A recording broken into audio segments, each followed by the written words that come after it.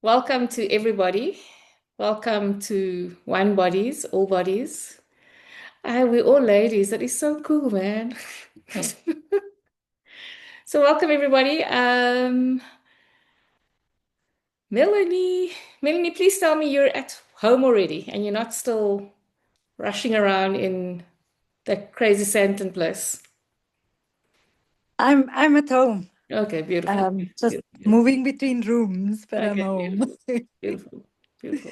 Okay. So welcome everybody. We're gonna get started. Wonder, you Oh, look so smart. So like thank you. Cape Town is good to you. Yeah, it is. I can say that. And I just came back from India, so Oh, it yeah. shows. It's got the whole vibe there. It looks it. So awesome. So we're going to get started. I wanted to share with you that I think that this topic is one in which somebody needs to manage me. Because otherwise, we are going to be here until sunrise. And I'm sure we all need our sleep.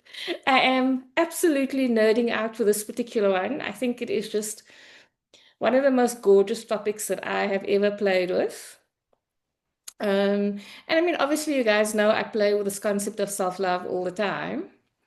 But for me, this time around, the approach is like literally in nerd heaven. So please, please, please show me your arms. I could stand. Can I manage you? I can do that. You must manage me. Yes. Because I'm going to nerd out completely and I'm going to go off script and then we're going to be here, we're gonna be like yawning and it'll be tomorrow and yeah. So I really hope that I've shared with you my enthusiasm for the topic. And then I also want to ask that each and every single one of you, in whatever way, shape, and form you find this beneficial and useful. I know there's a lot of coaches or coaches in the making on the call. Please, in whatever context, if this can add any value to conversations you have on a daily basis or in the way in which you offer things, I would really, really love for it because I think this really grounds this concept of self-love in a way that isn't necessarily being done. It's like that missing piece that was making a noise in my head. So I really hope that you will find a way. First of all, I hope it's going to be of value to you. I'm confident it will be, and I hope that you'll find a way to share it and pass it on to others. But before we really, really get started in the session, I want to take a moment to just, including for myself, just get ourselves here to cool our jets. We're in different time zones, to just come into the same time zone, to come into the same space, and just maybe do a 1 or 2 minute just visualization and contemplation. Okay. So I'm going to ask you to just close your eyes, and you don't have to close your eyes if it's uncomfortable, but just soften your gaze and just feel your body, feel the wholeness of you, and just feel yourself arrive. Not even to this Zoom room where we are connecting through time and space, but just to your own body, the one that holds all of you, all of your memories, all of your stories, all of your potentials. Place both feet on the ground. And Natasha, you can keep lying the way you are. Just feel yourself being supported. And let your hands rest wherever they feel comfortable, maybe on your lap, maybe by your side. Maybe, and this is my favorite, on your heart and sternum. And just take a long, slow breath in through your nose and gently but audibly out through your mouth.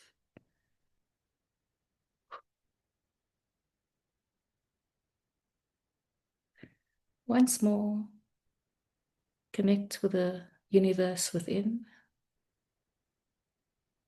Breathe in through your nose and out through your mouth.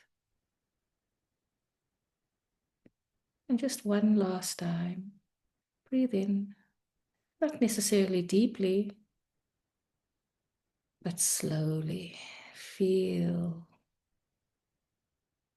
you breathing your breath rather than your breath breathing you. And as your breath settles, notice your body. Notice the chair or the bed supporting you. Notice the ground beneath your feet. And just feel how you actually don't have to hold yourself up right now. You are held. And just imagine a soft light glowing just above your head. With each breath, this light lowers and settles into you.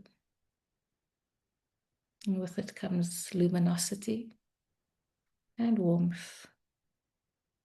With each breath, it settles further and further into you, down through your shoulders, your chest, your belly, spreading warmth like sunlight through water. Let that light rest in the center of your chest. Notice how it steadies you and works with your heartbeat. Notice how it softens you. If your thoughts are busy, just let them drift like clouds across a big blue sky. No need to chase them. Just let them move. And now,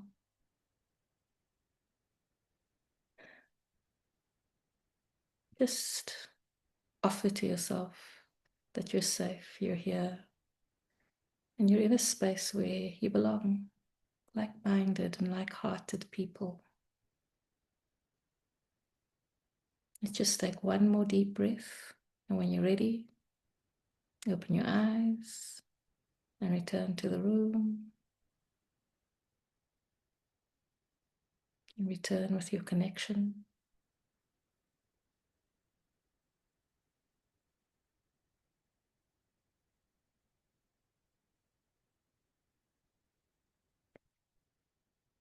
Yeah, how is it? Cool, cool, cool. So I'm going to offer that I have got a workbook. I'll put it into the chat. And of course, you will get the recording. And if you want, you'll get the slides. So there's no need to like scramble for notes or anything like that. I really just want to offer that, take the kinds of notes that are the little things that go off for you, rather than trying to repeat or copy what I'm saying. Like you will get everything, right? Cool. So before I get started with my 13,000 slides,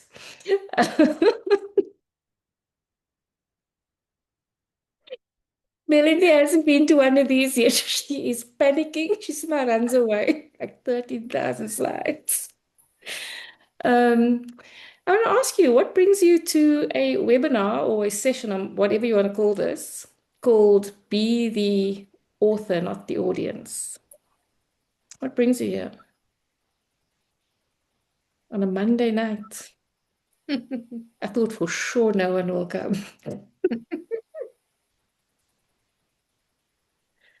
What brings you here? I suppose what I'm saying Sorry, we inadvertently is showed what up. you have to get out of the session. Wonder, what did you say?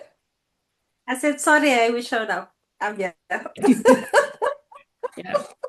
So I guess what I'm asking inadvertently is what would you like to get out of this time together?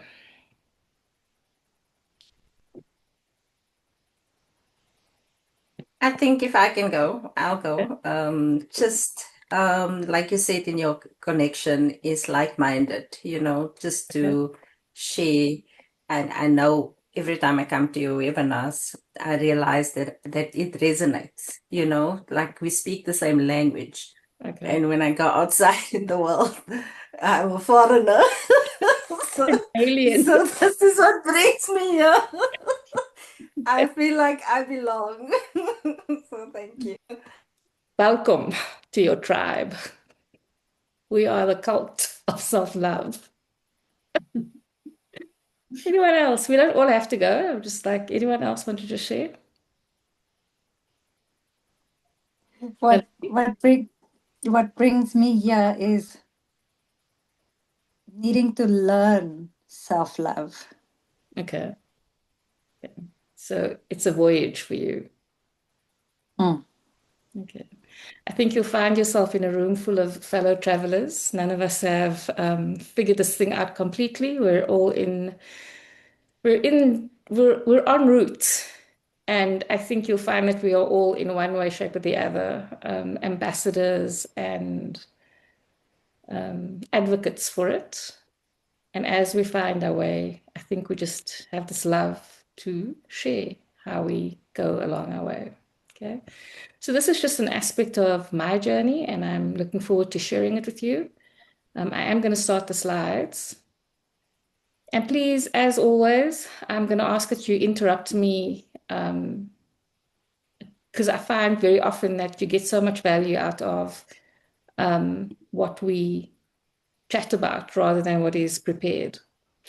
And so obviously this is a inquiry into self-love, and I think all inquiries into self-love are inquiries into trust and into self-belonging. So, self-love obviously is the foundation of trust and self-belonging. We've done this already. And I guess I'm going to ask you, we don't necessarily have to audibly answer all the questions, but I am going to ask you a few questions as we go along the way. I mean, are you answering the call to be the author of your own story? And I know that every single woman on this call is answering the call to be the author of her own story. What is useful is to notice, where are you answering the call effectively to be the author of your own story, and where, to what extent are you celebrating that? To what extent are you honoring that? And then what is the ways in which you are not authoring your own story? And if you are not authoring your own story, Silindile is saying she is and to the extent that you are not authoring your own story, is someone authoring your story? Is a system authoring your story? Are you aware of what roles you are playing in other people's stories? Are you being scripted in a way that honors you and allows you to be in alignment with yourself? Or are you finding yourself being scripted in a way that takes you so far out of alignment with yourself that even when you are aware of authoring your own story, it feels like swimming through treacle to get back to your own story? Okay. So those are just some thoughts that I thought, or contemplations that I thought I'd offer. And I would imagine that everyone on the call, in some way, shape, and form, is becoming aware of a way in which we're not necessarily completely authoring our own stories. One of the ways in which my story gets hijacked a lot is through this thought. I don't know if this thought comes up for anyone on this call. I don't know, but it's a big one for me, right? And it is probably one of the biggest interruptions, where it's not even other people necessarily that's interrupting my authorship. It's patterns and habits of thinking that interrupts my authorship. What I take comfort in is the fact that these are my stories of not enough. And as they are my own stories of not enough, I get to reauthor them. And so I want to ask you to notice in your body how your nervous system responds to this idea that you can reauthor the not enough story. What is the resistance, if any? What is the unwillingness? What is the disbelief? And if I were to say that I believe with all my heart that each and every single person on this call is made for more of what matters to them, I wonder what happens. Is it like, yeah, it's like a nice idea, but back in the real world,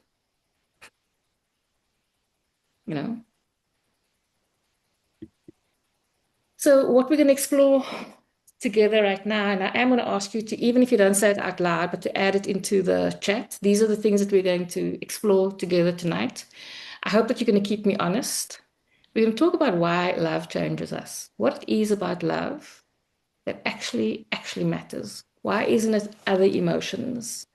Why isn't joy the one that we're talking about? Why isn't just being simple the one that we're talking about? Why isn't cheekiness the one that we're talking about?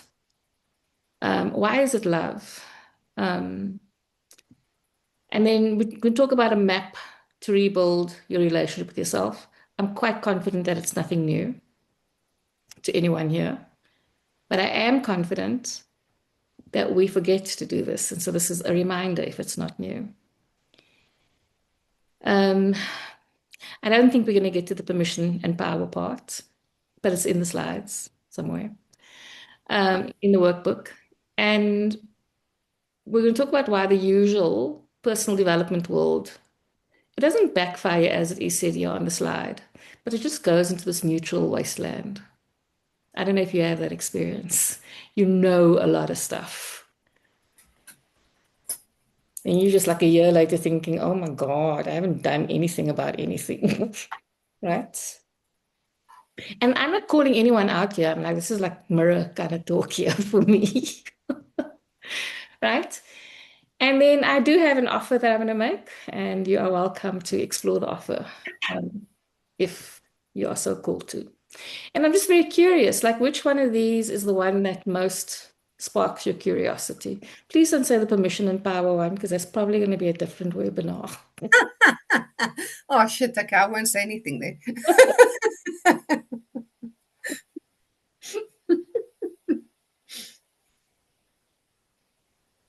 Which one here? Because then if I have a sense of what it is that's drawing you here, or if it's something else completely, maybe, I don't know. But I mean, this is what I've got covered. Right? Anyone? You ladies don't have to be shy of each other. We're all about the same.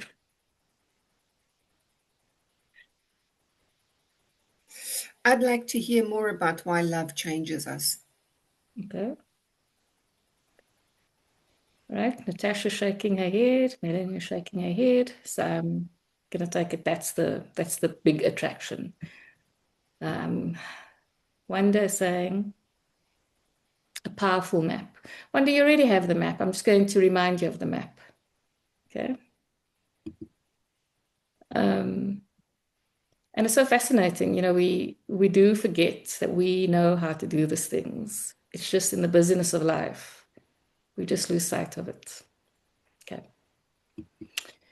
So let's go into what love is and what love isn't. I just love the colors on the slide. Forgive me. I just enjoy it a little bit. Okay. So if I were to ask you what is love, what would your answer be? And there's no right answer. There's no wrong answer. Natasha, what's that laugh there?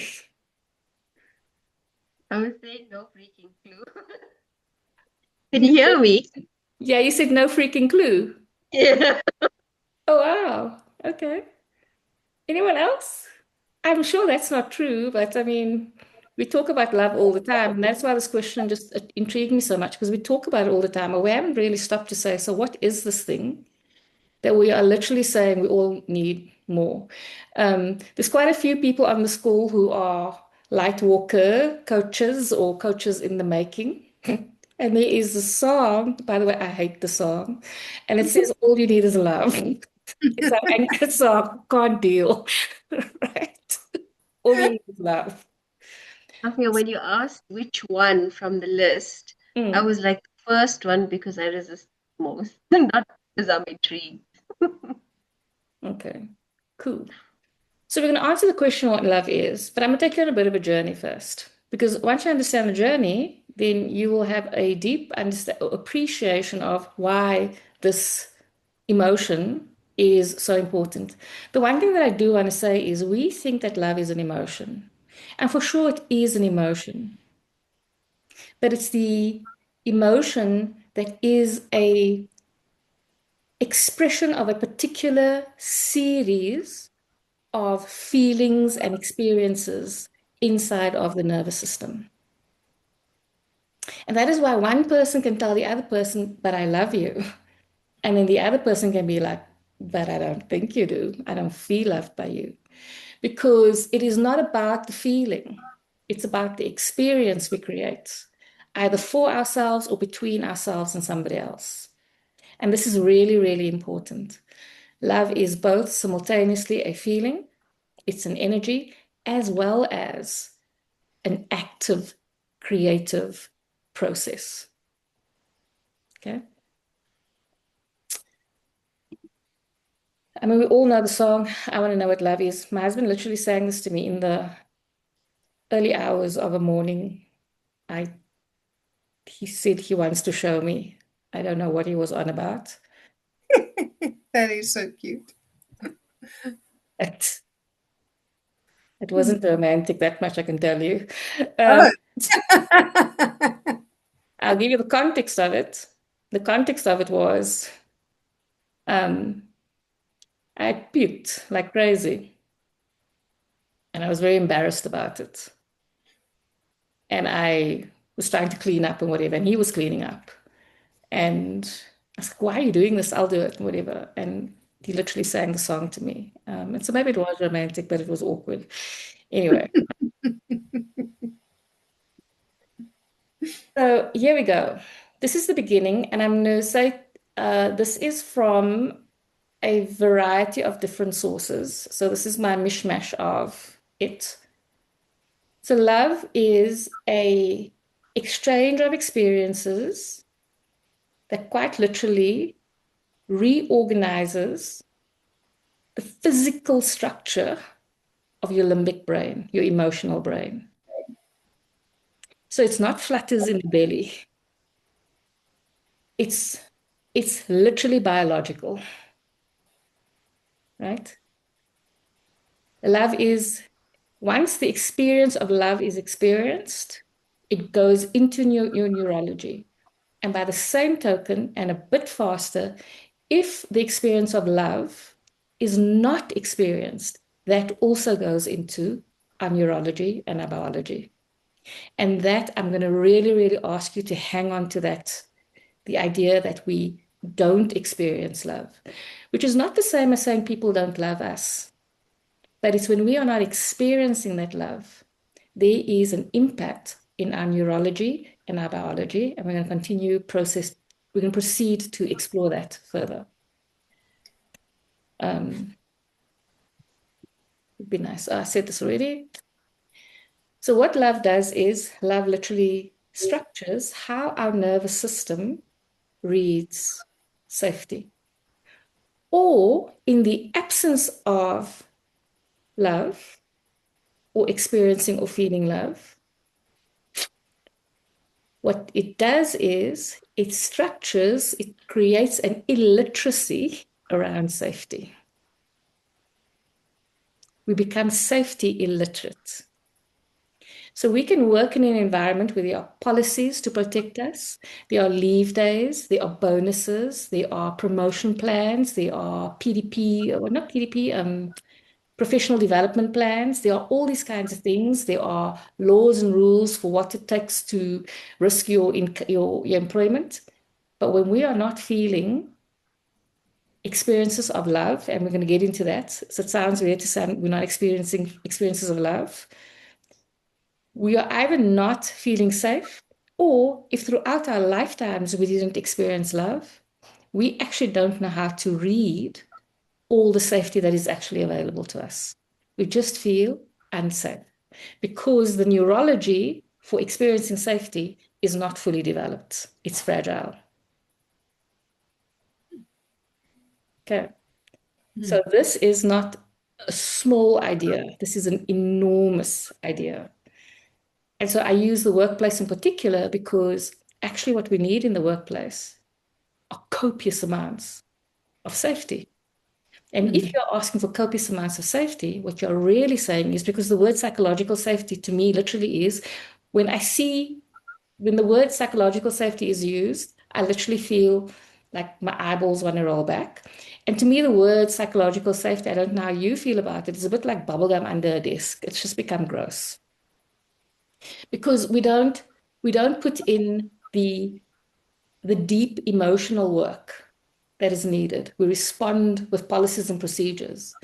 Emotional, psychological safety is nervous system to nervous system.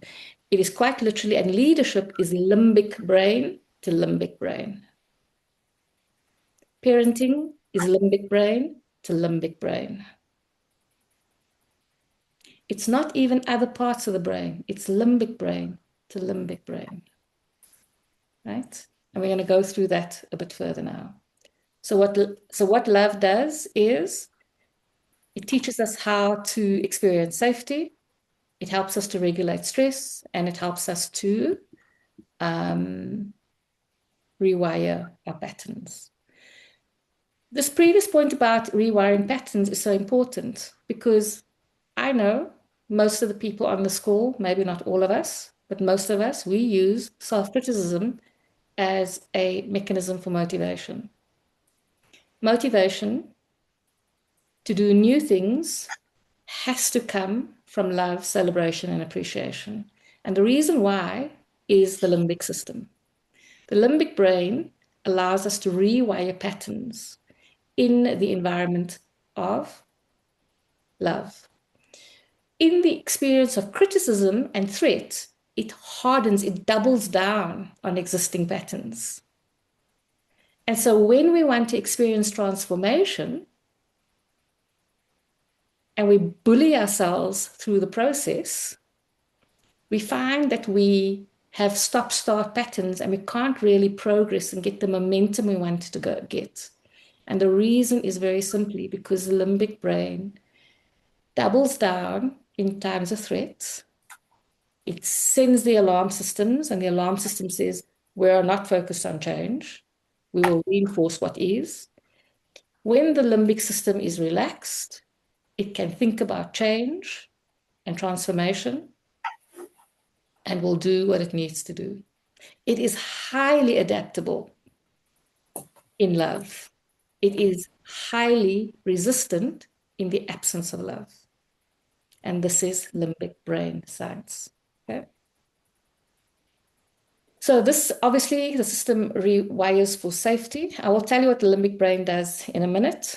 And with love, the limbic brain is just, woohoo, let's play. And that is why this idea of play is so important, because the limbic brain, it almost goes into what I think of as alpha brainwave. And in that brainwave, it's slower and learning is just much more possible, as opposed to the beta brainwave, where it's just busy and it's sorting for information, survival, protection. So I've said this already.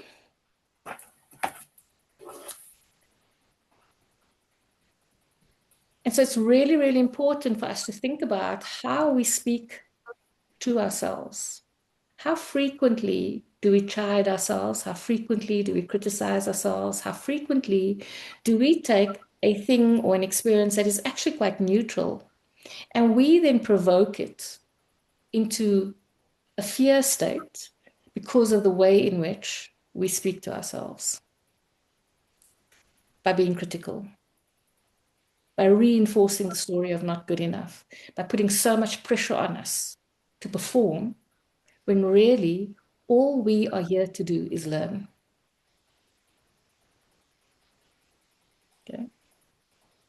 So I want to ask you, which of these thoughts and ideas on the screen speaks to you right now? Because I'm seeing a lot of facial expressions.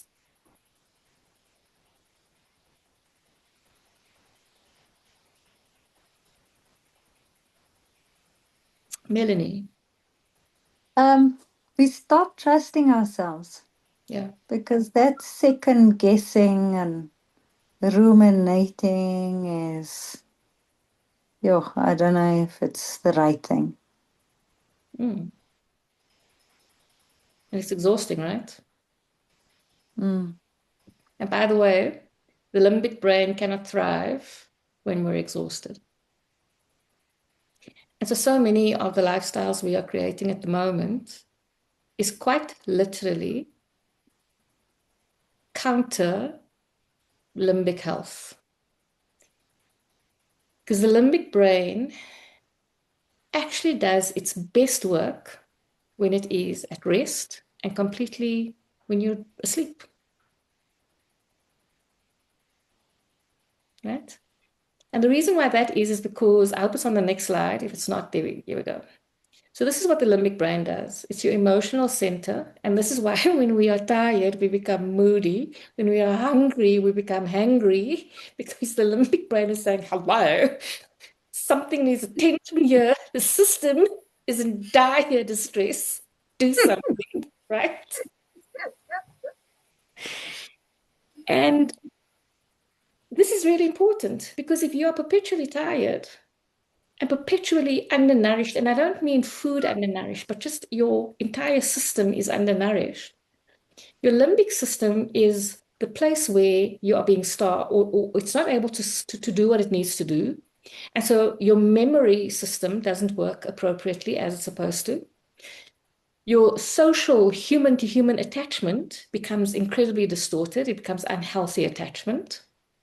Boundary setting becomes a complete problem because you are dysregulated just in perpetuity. And your motivation tends to travel from fear rather than towards what is desirable. And you get to a point ultimately where you have been so operating from a place of fear that you don't know who you are in the absence of a threat. You don't know what you want to create with your life in the absence of threats. So you're very good at solving for a problem. You're very good at solving for a problem. But if there's no problem to solve, or best you start finding problems, right? Or creating problems because you don't know how to use your toward motivation. Okay. Does that make sense to everybody? Okay. Welcome, Anna. I don't quite know how to drive this thing. So what's also important is the limbic system doesn't speak the language of logic. This is important. The limbic system doesn't care about logic. Like, it really doesn't care, right? The limbic system speaks the language of emotion, felt experience. Now, this is very, very important for anyone who is struggling in a chronically critical relationship with themselves. If the limbic brain speaks the language of felt experience, and we are chronically and critically critical of ourselves, that's the felt experience. We don't need other people to be critical. We are the source of our lack of safety. We are the source of our self-alienation. We are the source of the anxiety, the stress, and the panic, not the deadlines. It's the relationship, it's the way in which we feel and experience, and the story we tell about the deadlines, the story we tell about the reports, the story we tell about all these things that creates the felt experience, that tells the limbic system we're under threat.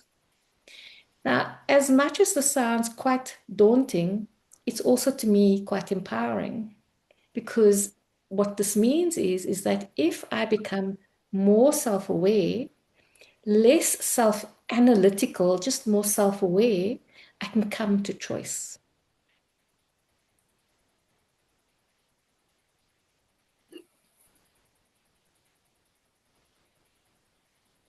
And so this is really, really vital. The limbic system and the prefrontal cortex in particular, the cortex in general and the prefrontal cortex in particular, can often operate at cross purposes. Because the prefrontal cortex is that very creative, co-creative, intelligent, smart, future-facing part of us, whereas the limbic system uses the past and felt experiences as a point of reference. And so if we create the felt experience of I'm problematic, I'm unworthy, I'm this, I'm whatever, all the stories we tell ourselves, and at the same time, our prefrontal cortex, which is smart, knows I am so worthy. I am created in the image of my Lord and Creator. I am created in the image of something magnificent. We can still be in the state of not feeling it, because although the prefrontal cortex knows it, the limbic system hasn't felt it. And that is why knowing and feeling can be in such different spaces. And so what is very important is, I'm saying that self-love is, I've already said that love is not simply an emotion. It's also not a thought. It's not an idea. It's not a concept. Right? It is an active, present relationship with your nervous system.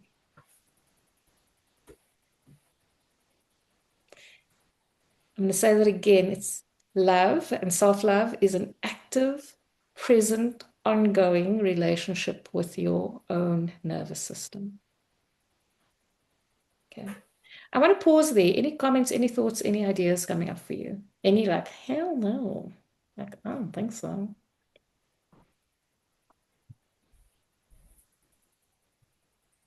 Let's buy still for night. On the same profound. Okay. I thought. Marie? I was just going to say this is like a whole other perspective for me. I really love it. The relationship with your own nervous system part. Mm. It is profound. I agree with Butler. Mm. Yeah, it's simultaneously challenging to me, and it is exciting because it restores so much power. And I think for me, understanding does matter.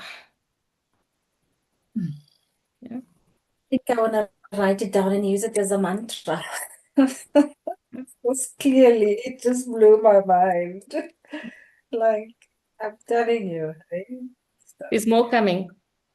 Hold your mind. Don't let all of it blow out yet. Like, I've been working with this nervous system of mine. I've just been sleeping and I blamed my age. I think that's why I look so rejuvenated. You look good. But I think it's the relationship now that I have with my nervous system. So what you're saying and what I'm experiencing at the moment is, yeah, it's just that. And Yeah. it totally makes sense for me. I can sense it and feel it. Yeah. Well, the reason why I think this is also important is because I don't know about this, if it's true for everyone, but for me, the moment there's words and there's an understanding of it, I'm no longer suspicious. And so I can be very suspicious of things like love. I can be very suspicious of new age ideas. Here, for me, all the suspicion or the awkwardness, maybe suspicion isn't the right word, but there's an awkwardness. There's like yeah, I believe it, but it's like 1 foot in, 1 foot out kind of vibe.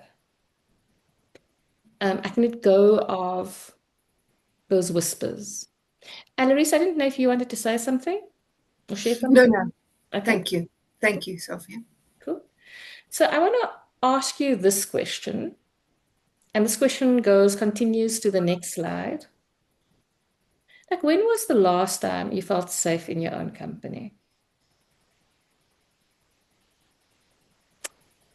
And I'm going to offer a few thoughts and ideas on the next slide, but these are certainly not a an end all and a be all of the ways in which we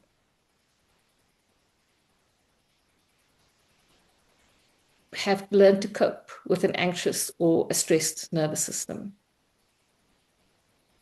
or dysregulated limbic system. So these are some ideas of a strained relationship with myself. And I wonder if any of these resonate with you. I'm going to add some, I'm not going to read these, but I'm going to add another one here. How often do you find yourself just eating for the sake of eating? Just to pacify yourself. It's just a version of a dummy. How often do you find yourself over-exercising, over-shopping? How often do you find yourself needing to take medication so that you can just go and sleep? Right? These are all ideas. Yeah, feel guilty for resting. This is a very woman thing, right? I grew up at a time when I was told that the devil will find work for idle hands. Oh my God, how stressful is that? The devil's hands. Right? Right. So what I want to offer is that these are all just indicators that something is amiss in your nervous system. There's nothing fundamentally problematic. These are just invitations to more self-love. It's a call to the limbic system, awareness to the limbic system, right? I think what is very problematic is that when we are unaware, we continue with our patterns. We find justifications and explanations for our patterns. We find a logic that actually reinforces the patterns. And so for me, for instance, one of it would be, this is absolute crap, right? I would have to have, I can't leave home without sweets and chocolates in my bag because, hey, my blood sugar might drop. I've got no blood sugar issues, like not any. Right? I've never had blood sugar issues in my life. Right? I also, for many years, wouldn't leave home without an array of drugs in my bag. Why? Because I might get a headache. Right? I used to prepare myself in anticipation for a great many things because my nervous system was very, very engaged to the idea or very attached to the idea that something was going to go wrong.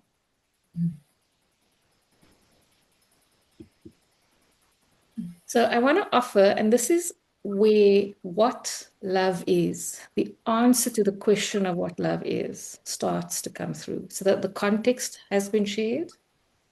And now I'm going to share what it is. We're back to the limbic brain, right?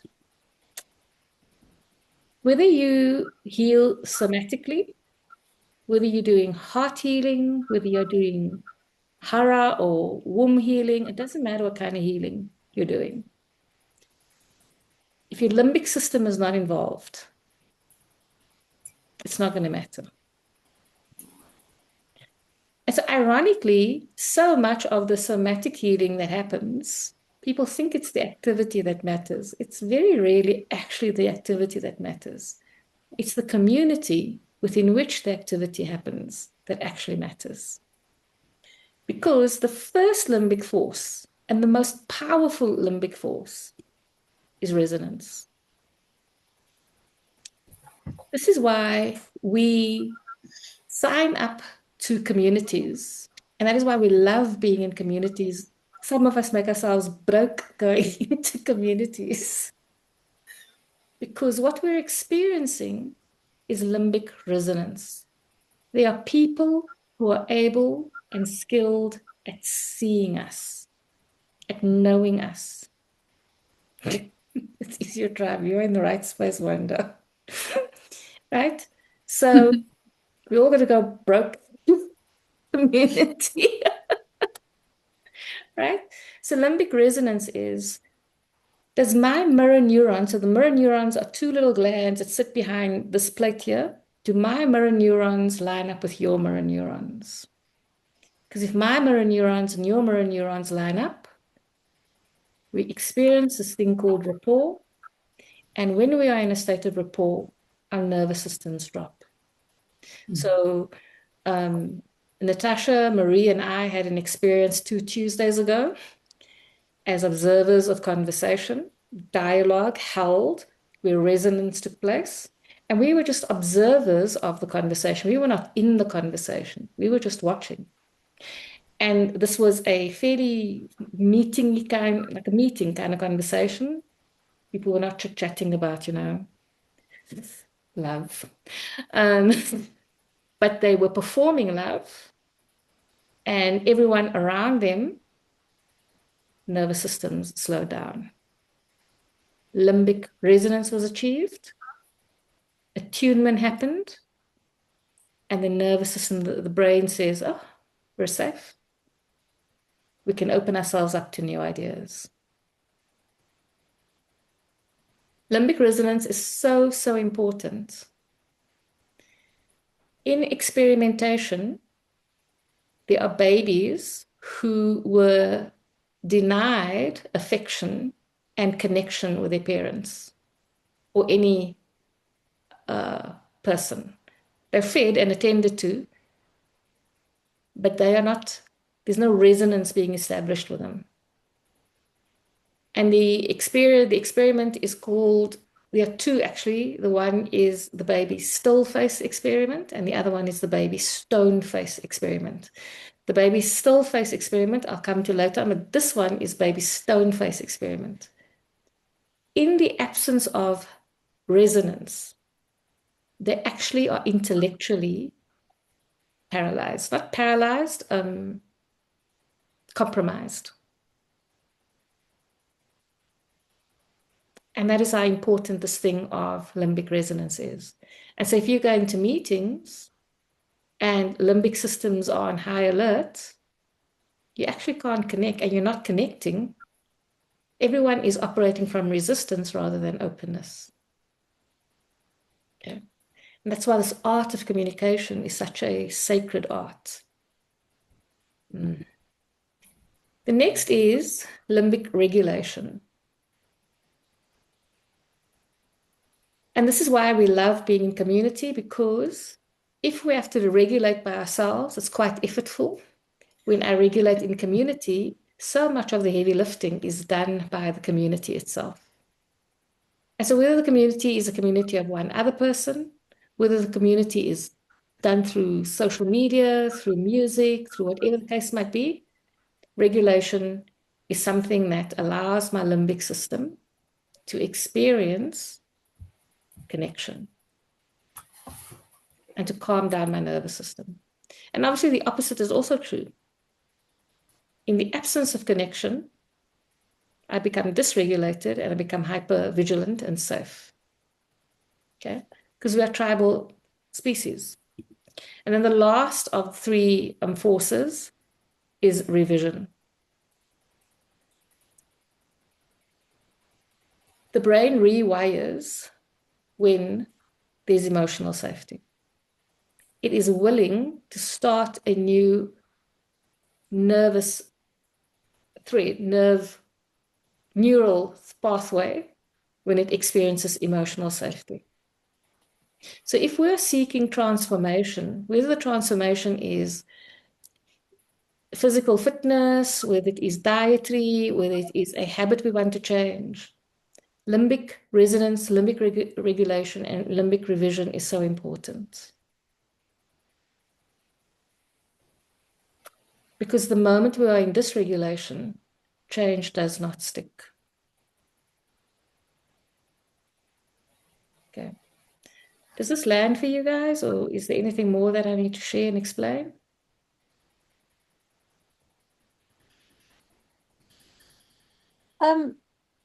So how do you stay in that state? You say that if you in a state of regulation, then you change the habit, but it could just be that you're all eager, I'm ready to go, but the maintaining the momentum fades. I'm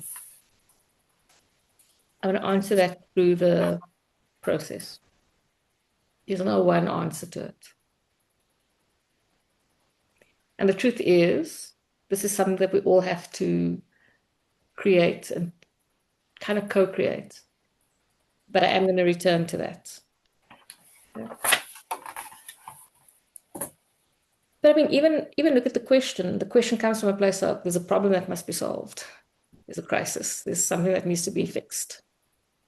And so we all come from that kind of thinking because we have been schooled and developed in it. I mean, this is a typical experience that any one of us have. We are rewarded for fixing problems, right? And what limbic resonance and regulation and revision tells us is that so much of the healing is really about witnessing, honoring, allowing. And so one of my favorite things that I like to share is that when we notice we've now strayed from our intention, it's to say, how very human of me. Just interrupt that the critic's vibe completely. How very human of me, how fascinating. And to really step into that tone of, I see you, you're okay. Okay. What is really important for us, especially given that we are operating from the limbic brain, is that the limbic brain is not the cortex. It doesn't care about understanding. It really doesn't care. It's about feeling. And feeling is the origin of transformation. And this is why anyone who works in the world of manifestation says to you, first become the version of the person for whom that is an obvious outcome. And then the outcome will appear. It will emerge. Why? Because once you have felt a certain version of yourself, a certain identity, the results will become aligned. Okay, because you're rewired to it.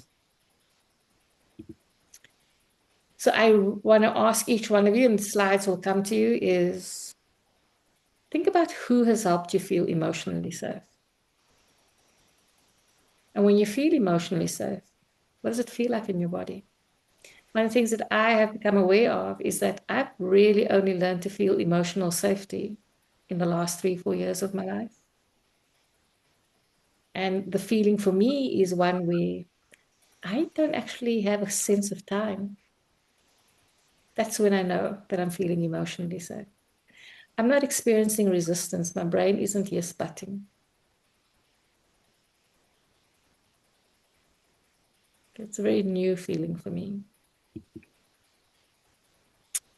I want to know what love is. Right.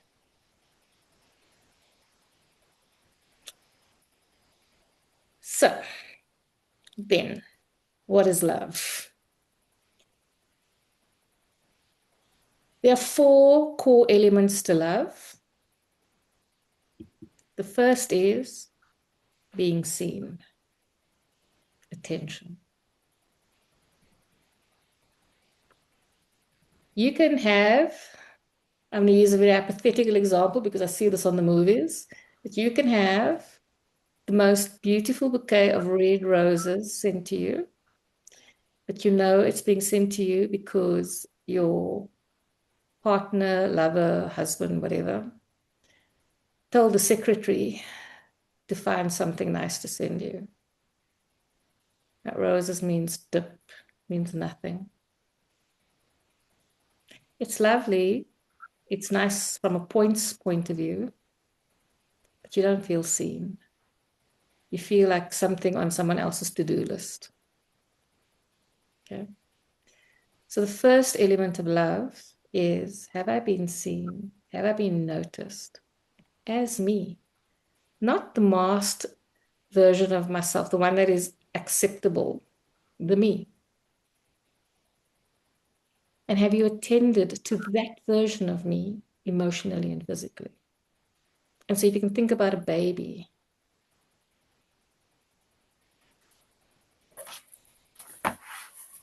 how quickly do babies not learn how to perform for us? Because they are fighting for attention.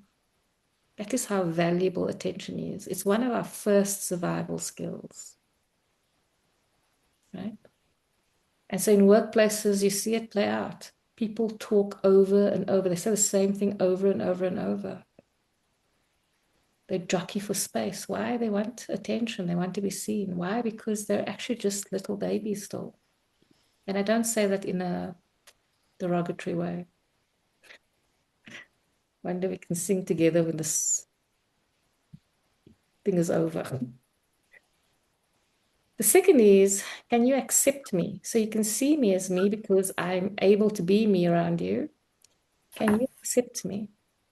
Acceptance is the antidote to shame. So in any system, who is being accepted and who is not being accepted? And then with ourselves, how is there this story that in spite of the fact that we know with our prefrontal cortex, we know that it makes no sense, but somewhere in our limbic system, because it is this felt pressure that we exert on ourselves all the time, we have to perform or be perfect to be accepted. How many people on this call now will only do, let's say, for instance, a coaching program once they feel that they've got it down pat? How many of you may feel, I can only really explode into my coaching career once I'm sorted out? How many people might say, I'll only become a speaker when, right? I'll only share my ideas when, right? And so what love does is love says, the time is now. And it does it without there being pressure. In fact, it does it with taking the pressure away. The next element of love is appreciation. That's validation. And I must say to you that each and every single one of these things is true within ourselves. It's true in our connections with people that we love and adore. And if we are co-creating with our colleagues at work, these things are all true. There is no place in our human experience where these things are not true. And for sure, we might not call it love in all contexts, but it's the same substructure inside of the limbic system. The fourth element of love is affection. So this is where the baby still face experiment comes in. And you can see this with any baby you play with, how they respond to you. You can be playing with them, your eyes can be soft, you can be smiling with them, you can be coochie-cooing with them, and there'll be one baby in front of you. And then you can harden your face and notice how that child responds. And so this is an experiment that was done over and over and over in different contexts, different countries, different cultures. Responses are all the same. The still face creates stress for the baby. The affection does not have to be, I give you affection by cuddling you and those kinds of things. Affection is something we exchange with our eyes, with a smile. And it's in the words we use. So early on, I offered this idea of like, how very human of me. That's one of the ways in which we can offer affection to ourselves. Instead of, you dumb clod. It's like, how very human of me. Right? And so for me, the key insight is that This is food for our limbic brain. These are the things that install into any relationship resonance, regulation, and revision. I want to pause very, very quickly. Any thoughts or comments or shares that wants to come through you?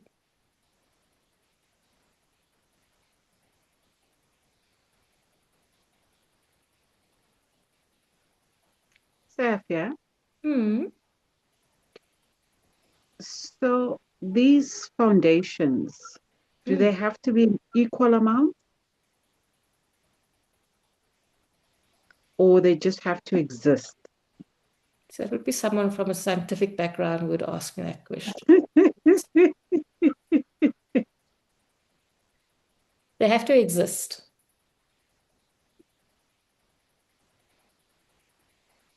I think that when you do the one, the other one will come online with a high amount of spontaneity.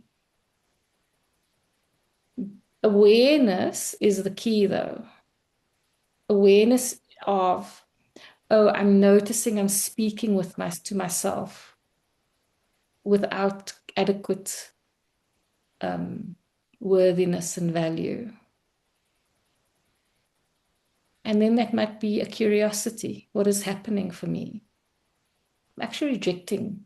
I had a coaching session. I was doing coach training with someone today, like just a quick buddy coaching session. And I raised a very innocuous, silly, lighthearted, very silly scenario that she coached me on.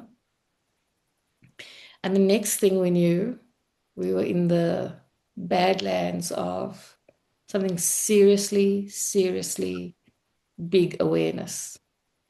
And that's the value of curiosity. And so the curiosity allowed me to see, and so that's the attention that was brought. It literally allowed me to see where I was not accepting a part of me. And then we didn't get to it, but for me, the awareness it's to find how that has been serving me. What is the value of it? And how do I integrate it without it being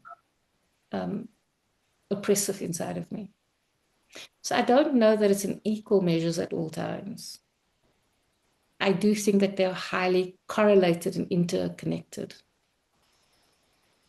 And I do think that the withdrawal of the one will result in the withdrawal of the others.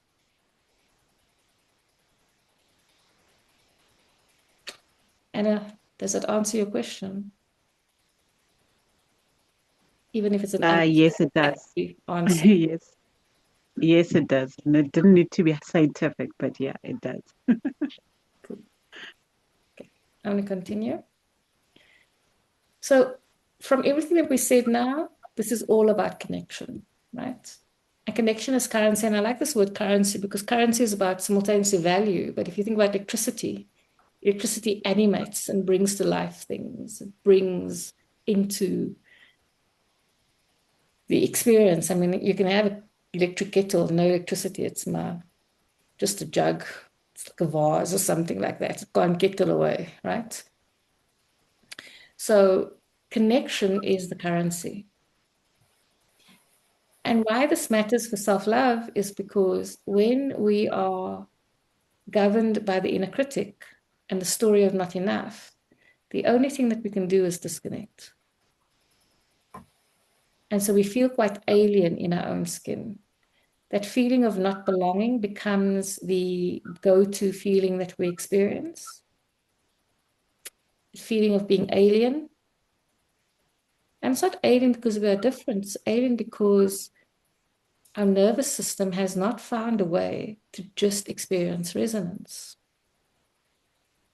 Resonance with ourselves, resonance with our value system, resonance with all that is sacred to us. We've been playing the fitting in game and not the belonging game. And so one of the big skills, especially for us as adults, is actually to learn how to connect back with self and how to connect with people in the absence of violating our own alignment. So now we get back to the limbic system. This limbic system just keeps on going, right? I want to remind you that this is the job of the limbic system, and that is why self-love is so important. Because I cannot count on the next person to do this for me. And so I have to do this for myself. Because if I don't get the stuff into a place where there is some sort of rhythm of attention, acceptance, appreciation, and affection, my ability to build healthy attachments is compromised. I then cannot cultivate healthy boundaries because I'm dysregulated. I have to play the people pleaser game, or I have to play the potentially the FU game, like me against the world kind of vibe, right? But I can't necessarily attach in a healthy way. The limbic brain is the emotion center. In a dysregulated limbic brain, we actually don't know when fear is appropriate. We just fear for the sake of fearing. Anything unfamiliar, unknown, we fear. Anything that feels like a felt experience. We literally cannot experience joy because of our limbic brain's default to experienced rather than logic. We don't have the full capacity to grieve. This is a weird one for me. We can't experience grief thoroughly, completely, and properly because we don't actually have the emotional capacity to work with loss.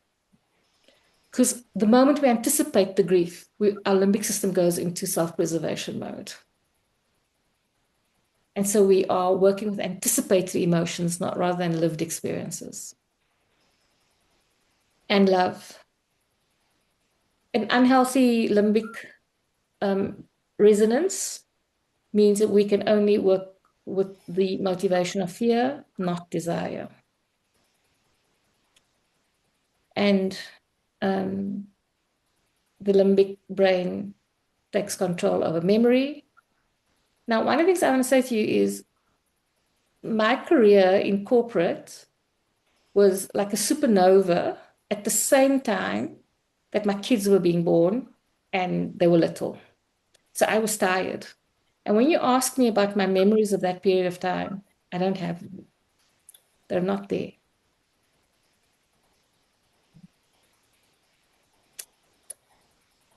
And this is the reason why. And our habits come from our limbic system. Okay. So it's really, really important for us to say, to note that if we want to experience real transformation, this is a limbic process. It cannot just be. So talk therapy, so for those of you, because we've got so many coaches on the line and coaches to be on the line, what is so important is that just talking about things isn't enough. However, when people speak in metaphor, when they speak in image, it's a very different experience because now we're operating from the limbic system and not the cortex.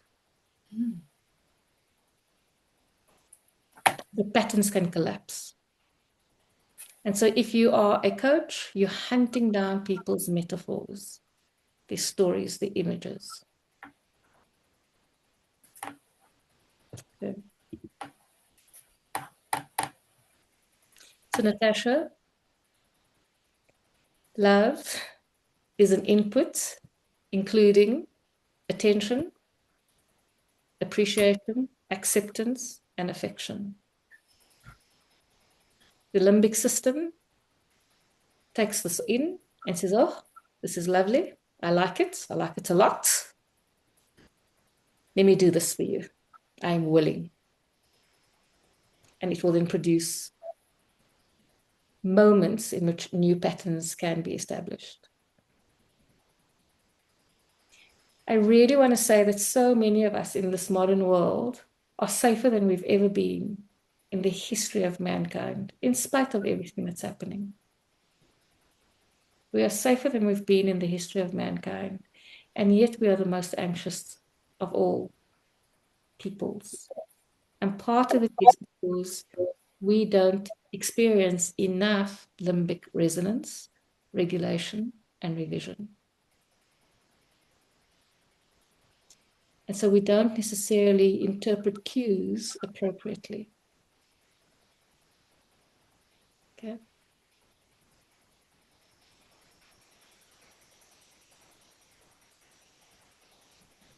Any questions?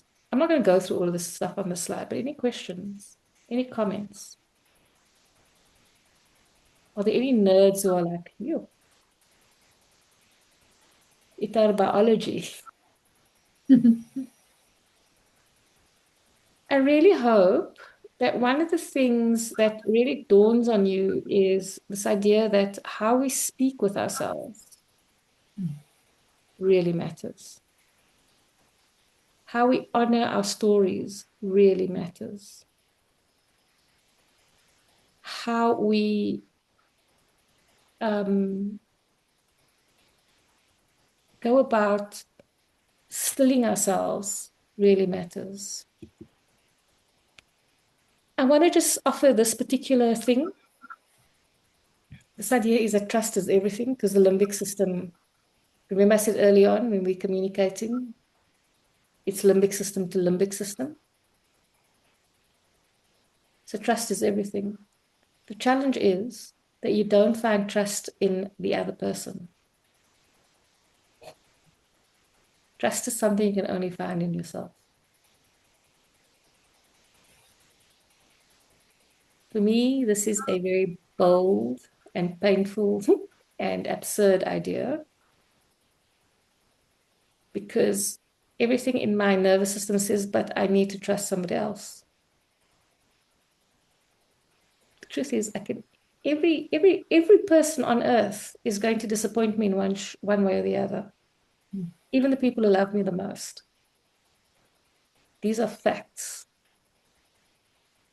And if I have enough self-love, I will have the capacity to return to that relationship, to recreate trust between myself and the other person, to recreate love between myself and the other person. I also want to offer this. Love is understanding. And the word understanding, I was a student of a woman by the name of Elizabeth Glazier, and she used this expression that said, to understand is to stand under the same meaning. That's that whole idea of being seen and being accepted. But in truth, understanding is not needed for love. Understanding is not a limbic brain process. Understanding is a prefrontal brain process. And the prefrontal brain opens up once love or connection is in the system. But it doesn't require understanding to do its job. In fact, it can do its job very well when understanding is not present. The limbic brain doesn't care about understanding. The limbic brain cares about connection.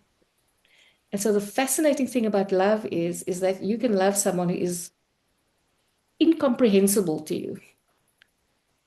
Like parents and teenagers. I can't comprehend them, and yet I can love them. And that is the magic of the limbic brain. Okay.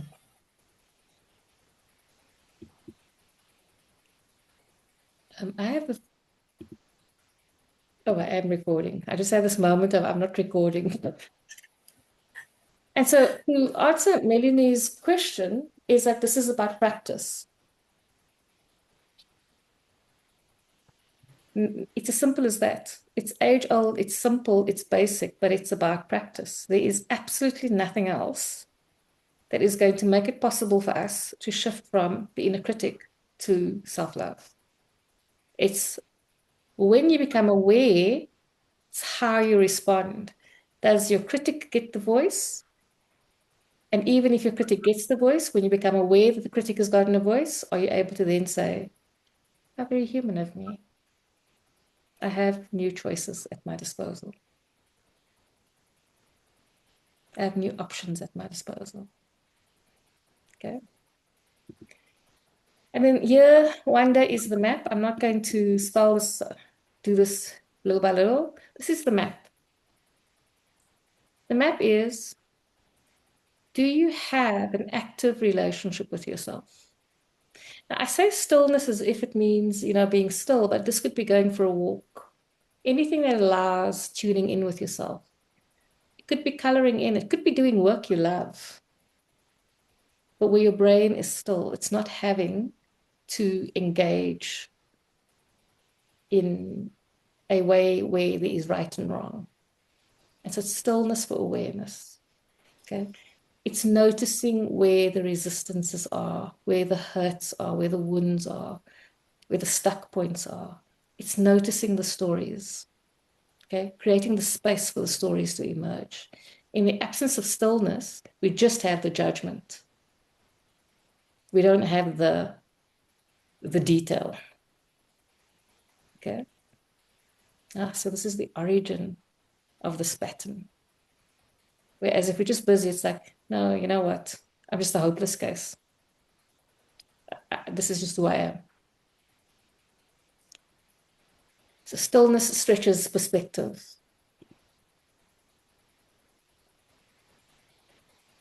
And this is, the soul is so cute.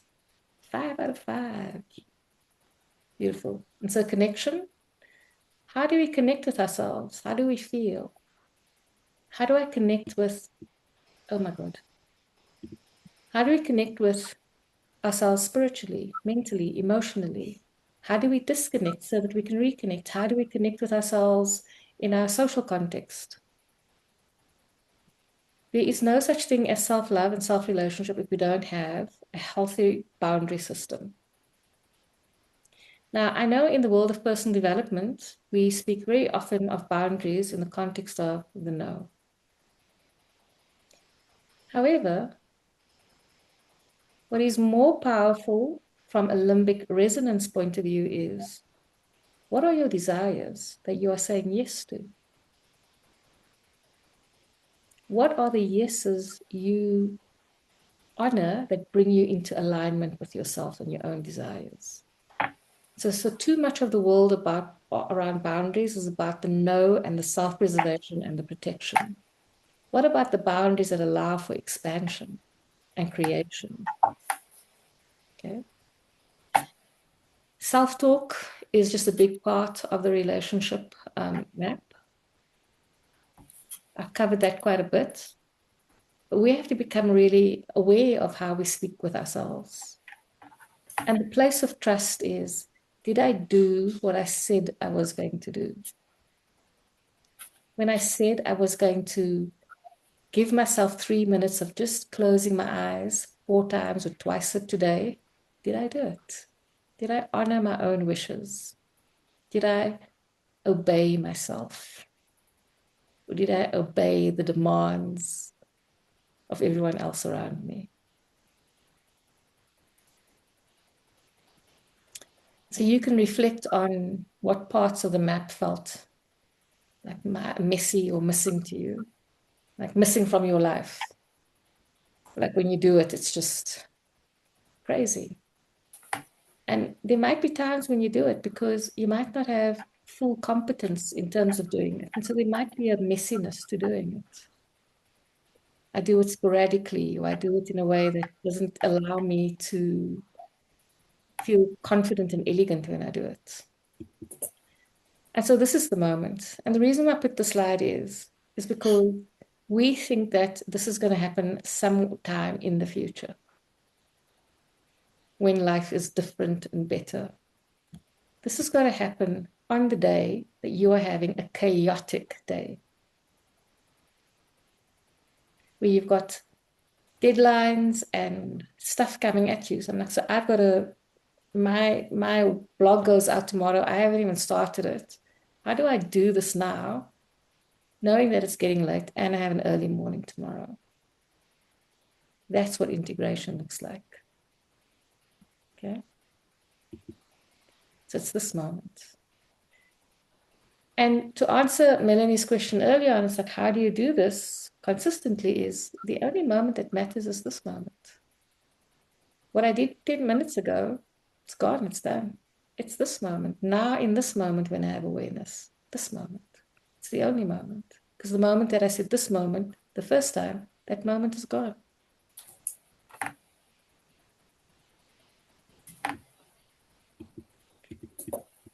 This is my model for self-love. It's seeing. Do I see myself? Do I know how to soothe myself? Do I know how to turn towards myself with warmth instead of shame? Do I know how to... This little coaching session of mine this morning really rattled my brain. Do I know how to let go of control? Because that's one of the things that emerged from my little silly session. Well, the silly idea that I brought to the session. Because the more I soften, the more I step into vulnerability, the more I step into vulnerability, the more I step into power. And the more I step into power, the more I step into choice. Am I stretching myself? Am I allowing my comfort zone to expand? Am I allowing myself to become a version of myself that I'm quite unfamiliar with? Am I allowing myself to try new things? And then, am I stepping into my power? Am I giving myself the permission I typically seek from the rest of the world? To rest, to do things, to screw up, to be a complete learner, right? And what I want to offer is that each aspect of these are not sequential aspects of self-love. These are congruous to each other. And before Anna asks me how much of each, it's essential that we make space. Like over here, we make space for it. And we allow it to inform these aspects. We become curious about it. Right? The trust moment for me and consistency. Yeah. Okay. Okay. So I want to ask each one of you to give thought to which part of the journey are you being invited to right now?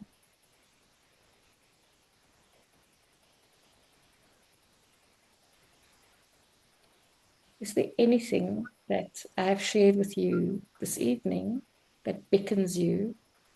And I'm not talking about like total revolution stuff. I'm talking about small little things.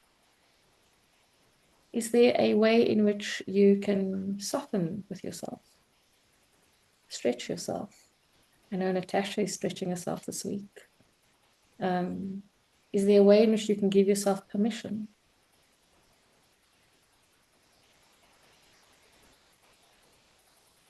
Any thoughts coming up for you?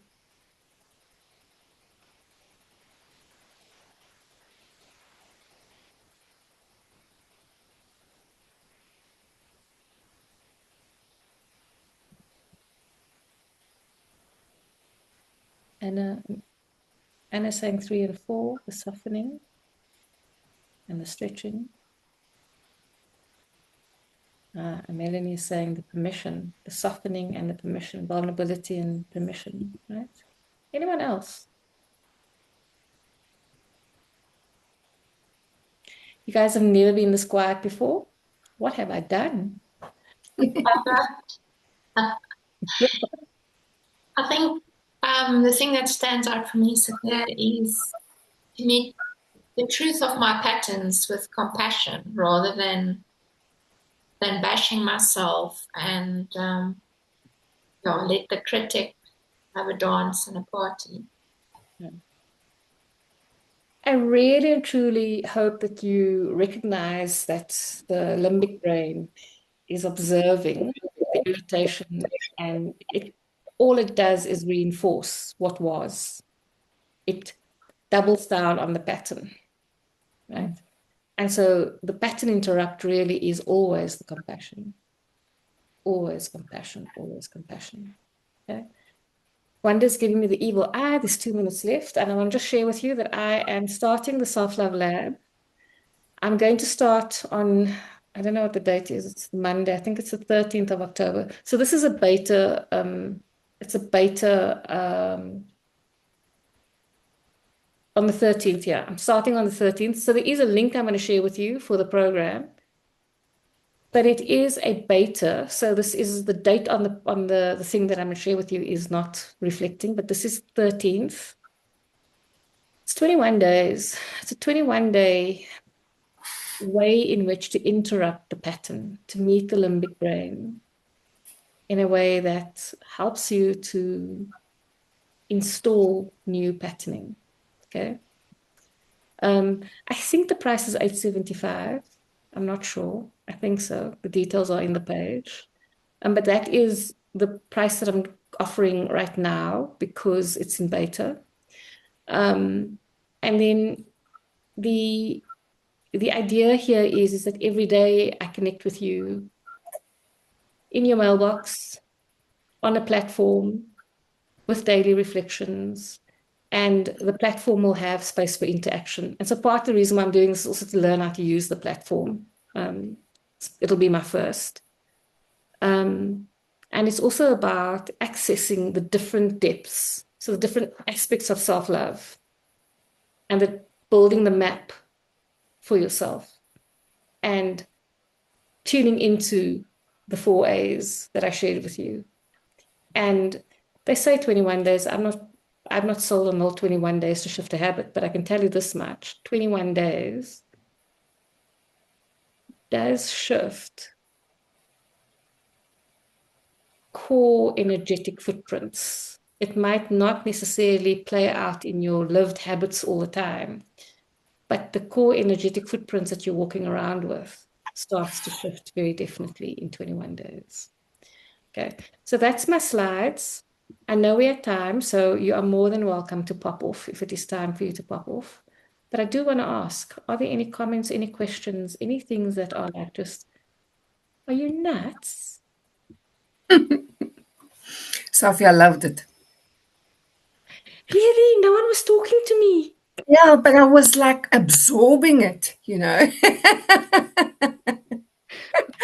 It was Look, a tough crowd tonight. no, sorry. No, it was amazing. Really. Okay. There's so many parts of it that make so much sense. I'm really grateful that I feel I've started my journey. And I relate to what you said about the self-talk, the softening.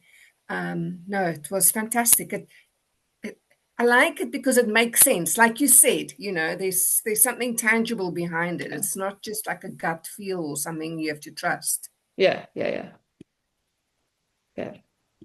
If you look in the chat, you'll start, I don't know if it's come through yet, but I'm popping things into the chat, but it will be on when I send the recording. This is going to take too long. I'm just going to stop that.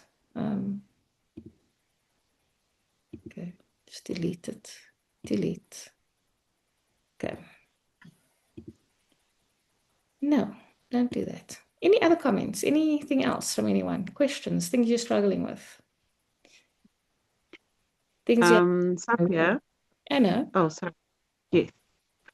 So for me, you were talking about a conversation that I can say I've been having in the back of my head, but just not knowing how to give it words. So my quiet was actually just going, is she sitting in my head? Is she really talking about the thing that I'm talking about? I mean, it's always like sitting like that, questioning myself. Is she really, are we really talking about what I've always wanted to talk about, but I just didn't have the vocab or the words or the description for it. So for me, that's the reason for my silence was, oh, okay. So we're talking about the underlayer of the onion, of the onion, of the onion, of the onion layer. Okay, got it. Okay. I'm not judging your silence. I'm just hoping that this was useful. Okay, anything else? Like, And I want to remind you, I mean, like there are other self-love approaches. I've tried to approach this from a different angle, but I mean, it doesn't take away from the fact that it alters who we are. I want to offer, especially to the question that Melanie asked earlier on, I don't think that there's ever a time where we are done with this work. But there does come a time where the momentum starts to kick in. The awareness happens faster. There's a greater willingness to let go of resistance.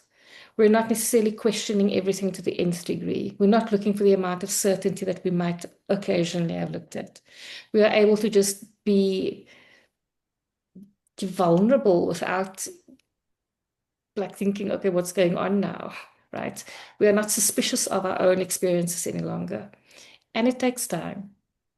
And I think for me, in some places, it's taken longer than in other places because of how much resonance I experienced in that time. What I do know, and this is why I think this idea of a self-love lab is so useful, is because we tend to not know how to step out of our own patterning. We need nudges out of our own patterning. And so the Lightworker cards is one of the ways in which we do it. We just approach it from so many different ways. I've been in so many different containers and spaces, and I can't tell you which one did what to me. There's just this cumulative effect over time where I'm like, I feel different about who I am and how I experience my life. Right? And so it's about being really patient with ourselves and willing. Okay. Cool. And this is yeah. Can I say something? I want to say, From India. I want to change the song. Hmm? I want to change the song. I know what love is. I want to show you. I want to show you. I love that, Rhonda. That's brilliant. That's so powerful. So I'm going to rewrite the song and I'll perform it for y'all. I'll buy tickets. Very cool. Okay, if there are no other questions, if there are no other comments, I'm going to send the stuff to you tonight still, because it's not going to happen tomorrow. Tomorrow's not going to happen. Please let me know if there is another approach to self-love that is piquing your curiosity. I love going down rabbit holes and finding things out. Right? And so I'm going to offer that. I'm like, that sounds like work for many people, but for me, it's pure pleasure. It's play. Right? And it's finding what is play for you. Okay. You love the nerd in you. Yeah, love it. Yay! We didn't hear from you this evening. Anyway, thank you very, very much. Thank you, Sophia. Thank you, Sophia. Very well. Thank you, Sophia, Very, for the very invite. By the way, Melanie is going to go on travels. I hope you enjoy it, Melanie. Thank you. I can't wait. Good. Bye. Bye. Bye, everyone. Okay, bye. Everybody. Bye. Ciao, ciao.